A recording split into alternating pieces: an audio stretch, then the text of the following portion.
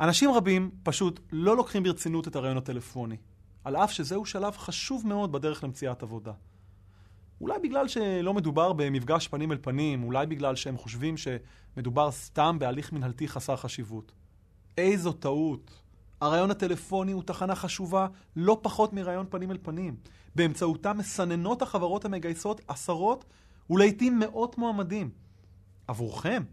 עבורכם מדובר בהזדמנות חשובה ביותר.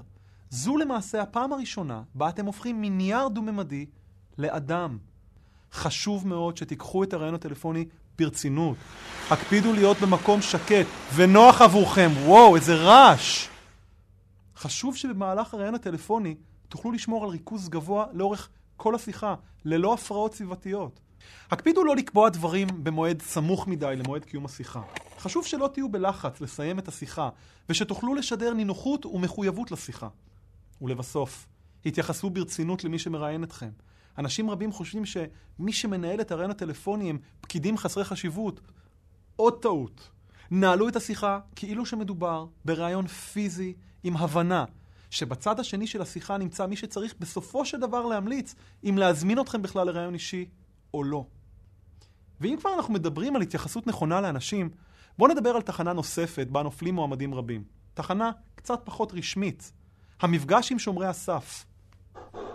שומרי הסף הוא כינוי מקצועי לאותם אנשים שמקיפים את מקבלי ההחלטות, ושלרוב יש להם השפעה גדולה עליהם.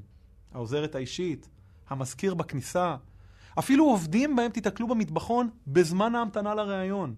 מילה טובה מהם למנכ"לית יכולה בהחלט להיות הגורם שמכריע לטובתכם מול מועמדים אחרים. אבל אולי חשוב מכך, מילה רעה מהם יכולה בהחלט לגרום לגורם המגייס להעדיף מועמד אחר על פניכם. ולמרות זאת, במקרים רבים מועמדים פשוט לא שמים לב אל שומרי הסף ולא משייכים להם חשיבות. לא תאמינו כמה פעמים אנשים מגיעים בבגדים בלתי רשמיים ואז מחליפים מהר חולצה במעלית או במסדרון שמוביל לכניסה מול שומרי הסף. נשמע מגוחך, אבל זה קורה, וזה קורה הרבה. אל תיפלו בפח הזה. אם אתם ניגשים למטבחון להביא לעצמכם כוס מים, אתם בהחלט יכולים להציע להביא גם להם. אולי זה נשמע לכם כמו חנפנות זולה, אבל ברוב המקרים, אם תהיו נחמדים ובצורה כנה, אתם תותירו רושם חיובי על שומרי הסף, ויש סיכוי טוב שהם יעבירו את הרושם הזה הלאה.